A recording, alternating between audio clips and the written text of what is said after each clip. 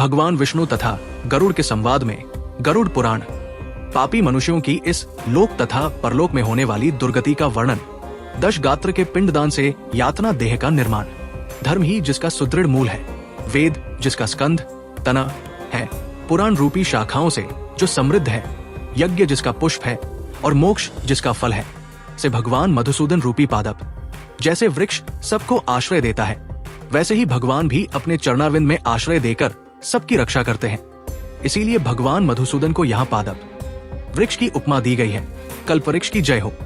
देव क्षेत्र नैमिषारण्य में स्वर्ग लोक की प्राप्ति की कामना से शौनकादि ऋषियों ने एक बार सहस्त्र वर्ष में पूर्ण होने वाला यज्ञ प्रारंभ किया। एक समय प्रातः काल के हवनादि कृत्यों का संपादन करके उन सभी मुनियों ने सत्कार किए गए आसनासीन सूत जी महाराज से आदर पूर्वक ये पूछा। ऋषियों ने कहा, हे सूत जी महाराज, आपने सुख देने वाले देवमार्ग का सम्यक निरूपण किया है। इस समय हम लोग भयावह यममार्ग के विषय में सुनना चाहते हैं।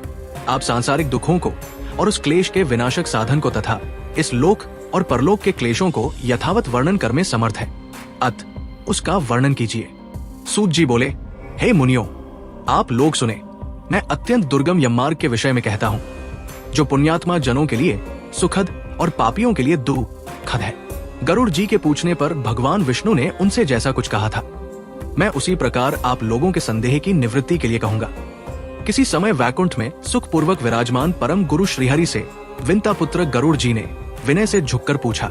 गरुड़ जी ने कहा, हे देव, आपने भक्ति मार्ग का अनेक प्रकार से मेरे समक्ष वर्णन किया है और भक्तों को प्राप्त होने वाली उत्तम गति के विषय में भी कहा है।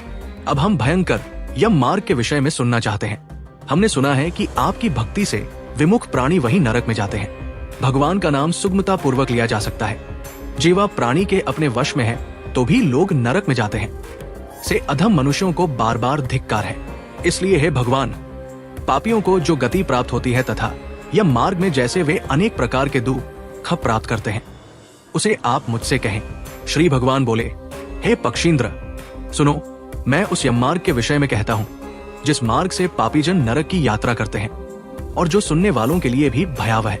हे तार्क्ष, जो प्राणी सदा पाप परायण है, दया और धर्म से रहित है, जो दुष्ट लोगों की संगति में रहते हैं, सत्शास्त्र और सत्संगति से विमुख है, जो अपने को स्वयं प्रतिष्ठित मानते हैं, अहंकारी है तथा धन और मान के मद से चूर है, आसुरी शक्ति को प्राप्त है तथा दैवी संपत्ति से रहित है, जिनका चित्त अनेक विषयों में आसक्त होने से भ्रांत है, जो मोह के जाल में फंसे हैं और कामनाओं के भोग में ही लगे हैं, से व्यक्ति अपवित्र नरक में गिरते हैं। जो लोग ज्ञानशील हैं, वे परम गति को प्राप्त होते हैं।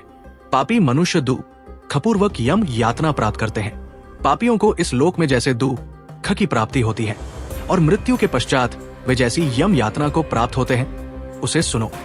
यथोपार्जित पुण्य और पाप के फलों को पूर्व में भोग कर कर्म के संबंध से उसे कोई शारीरिक रोग हो जाता है। आदि मानसिक रोग और व्याधि शारीरिक रोग से युक्त तथा जीवन धारण करने की आशा से उत्कंठित उस व्यक्ति की जानकारी के बिना ही सर्प की भांति बलवान काल उसके समीप आ पहुंचता है। उस मृत्यु की संप्राप्ति की स्थिति में भी उसे वैराग्य नहीं होता। उसने जिनका भरण पोषण किया था, उन्हीं के द्वारा उसका भरण पोषण होता है। वृद्धावस्था के कारण विकृत रूप वाला और मरणाभिमुख वो व्यक्ति घर में अवमानना पूर्वक दी हुई वस्तुओं को कुत्ते की भांति खाता हुआ जीवन व्यतीत करता है। वो रोगी हो जाता है, उसे मंदाग्नि हो जाती है और उसका आहार तथा उसकी सभी चेष्टाएं कम हो जाती है। प्राण वायु के बाहर निकलते समय आंखें उलट जाती हैं, नाड़ियां कफ से रुक जाती है, उसे खांसी और श्वास लेने में प्रयत्न करना पड़ता है तथा कंठ से घूर घूर से शब्द निकलने लगते हैं। चिंतामग्न स्वजनों से घिरा हुआ तथा सोया हुआ वो व्यक्ति कालपाश के वशीभूत होने के कारण बुलाने पर भी नहीं बोलता। इस प्रकार कुटुंब के भरण पोषण में ही निरंतर लगा रहने वाला अजितेंद्रिय व्यक्ति अंत में रोते बिलखते बंधु बांधवों के बीच उत्कट वेदना से संज्ञा शून्य होकर मर जाता है। हे गरुड़, उस अंतिम क्षण में प्राणी को व्यापक दिव्य दृष्टि प्राप्त हो जाती है, जिससे वो लोक परलोक को एकत्र देखने लगता है। अत चकित होकर वो कुछ भी नहीं कहना चाहता। यमदूतों के समीप आने पर भी सभी इंद्रियां विकल हो जाती है, चेतना जड़ीभूत हो जाती है और प्राण चलायमान हो जाते हैं। आतुरकाल में प्राण वायु के अपने स्थान से चल देने पर एक क्षण भी एक कल्प के समान प्रतीत होता है और 100 बिच्छुओं के डंक मारने जैसी पीड़ा होती है। वैसी पीड़ा का उस समय उसे अनुभव होने लगता है। वो मरणासन व्यक्ति फैन उगलने लगता है और उसका मुख लार से भर जाता है। पापीजनों के प्राण वायु अधोद्वार गुदामार्ग से निकलते हैं। उस समय दोनों हाथों में पाश और दंड धारण किए, नग्न, दांतों को कटकटाते हुए क्रोधपूर्ण नेत्र वाले यम के दो भयंकर दूत समीप में आते हैं। उनके केश ऊपर की ओर उठे होते हैं, वे कौए के समान काले होते हैं और टेढ़े मुख वाले होते हैं तथा उनके नख आयुध की भांति होते हैं। उन्हें देखकर भयभीत हृदय वाला वो मरणासन्न प्राणी मलमूत्र का विसर्जन करने लगता है। अपने 5 भौतिक शरीर से हाय हाय करते हुए निकलता हुआ तथा यमदूतों के द्वारा पकड़ा हुआ वो अंगुष्ठ मात्र प्रमाण का पुरुष अपने घर को देखता हुआ यमदूतों के द्वारा यातना देह से ढक करके गले में बलपूर्वक पाशों से बांधकर सुदूर यममार्ग यातना के लिए उसी प्रकार ले जाया जाता है जिस प्रकार राजपुरुष दंडनीय अपराधी को ले जाते हैं। इस प्रकार ले जाए जाते हुए उस जीव को यम के दूत तर्जना करके डराते हैं और नरकों के तीव्र भय का पुन वर्णन करते हैं, सुनाते हैं। यमदूत कहते हैं, रे दुष्ट, शीघ्र चल, तुम यमलोक जाओगे। आज तुम्हें हम सब कुंभीपाक आदि नरकों में शीघ्र ही ले जाएंगे।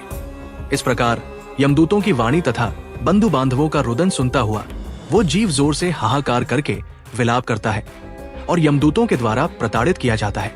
यमदूतों की तर्जनाओं से उसका हृदय विदीर्ण हो जाता है, वो कांपने लगता है। रास्ते में कुत्ते काटते हैं और अपने पापों का स्मरण करता हुआ वो पीड़ित जीव यममार्ग में चलता है। भूख और प्यास से पीड़ित होकर सूर्य, दावाग्नि एवं वायु के झोंकों से संतृप्त होते हुए और यमदूतों के द्वारा पीठ पर कोड़े से पीटे जाते हुए उस जीव को तपी हुई बालुका से पूर्ण तथा विश्राम रहित और जल रहित मार्ग पर असमर्थ होते हुए भी बड़ी कठिनाई से चलना पड़ता है। थककर जगहजगे गिरता और मूर्छित होता हुआ वह पुनः उठकर पापीजनों की भांति अंधकारपूर्ण यमलोक में ले जाया जाता है। 2 अथवा 3 मुहूर्त में वो मनुष्य वहां पहुंचाया जाता है और यमदूत उसे घोर नरक यातनाओं को दिखाते हैं। मुहूर्त मात्र में यम को और नारकीय यातनाओं के भय को देखकर वो व्यक्ति यम की आज्ञा से आकाश मार्ग से यमदूतों के साथ पुनः इस लोक मनुष्यलोक में चला आता है। मनुष्य लोक में आकर आबादी वासना से बद्ध वह जीव देह में प्रविष्ट होने की इच्छा रखता है, किंतु यमदूतों द्वारा पकड़कर पाश में बांध दिए जाने से भूख और प्यास से अत्यंत पीड़ित होकर रोता है। हे ताक्ष, वो पातकी प्राणी पुत्रों से दिए हुए पिंड तथा आतुर काल में दिए हुए दान को प्राप्त करता है तो भी उस नास्तिक को तृप्ति नहीं होती। पुत्रादि के द्वारा पापियों के उद्देश्य से किए गए श्राद्ध, दान तथा जलांजलि उनके पास ठहरती नहीं। अत पिंडदान का भोग करने पर भी वे क्षुधा से व्याकुल होकर यम मार्ग में जाते हैं। जिनका पिंडदान नहीं होता वे प्रेत रूप में होकर कल्प पर्यंत निर्जन वन में दुखी होकर भ्रमण करते रहते हैं। सैकड़ों करोड़ कल्प बीत जाने पर भी बिना भोग किए कर्म फल का नाश नहीं होता और जब तक वो पापी जीव यातनाओं का भोग नहीं कर लेता तब तक उसे मनुष्य शरीर भी प्राप्त नहीं होता। हे पक्षी, इसलिए पुत्र को चाहिए कि वो 10 दिनों तक प्रतिदिन पिंडदान करे। हे पक्षी श्रेष्ठ, वे पिंड प्रतिदिन 4 भागों में विभक्त होते हैं। उनमें 2 भाग तो प्रेत के देह के पंचभूतों की पुष्टि के लिए होते हैं, तीसरा भाग यमदूतों को प्राप्त होता है और चौथे भाग से उस जीव को आहार प्राप्त होता है। 9 रात दिनों में पिंड को प्राप्त करके प्रेत का शरीर बन जाता है और 10वें दिन उसमें बल की प्राप्ति होती है।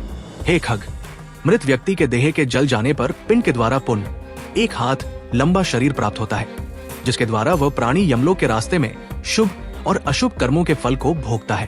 पहले दिन जो पिंड दिया जाता है उससे उसका सिर बनता है। दूसरे दिन के पिंड से ग्रीवा, गर्दन और स्कंध, कंधे तथा तीसरे पिंड से हृदय बनता है। चौथे पिंड से पृष्ठभाग, पीठ, 5वें से नाभि, छठे तथा 7वें पिंड से क्रमश कटी, कमर और गुहियांग उत्पन्न होते हैं। 8वें पिंड से ओरू, जांघें और 9वें पिंड से जानू, घुटने तथा पैर बनते हैं। इस प्रकार 9 पिंडों से देह को प्राप्त करके 10वें पिंड से उसकी क्षुधा और तृषा, भूख प्यास ये दोनों जागृत होती है। इस पिंडज शरीर को प्राप्त करके भूख और प्यास से पीड़ित जीव 11वें तथा 12वें 2 दिन भोजन करता है।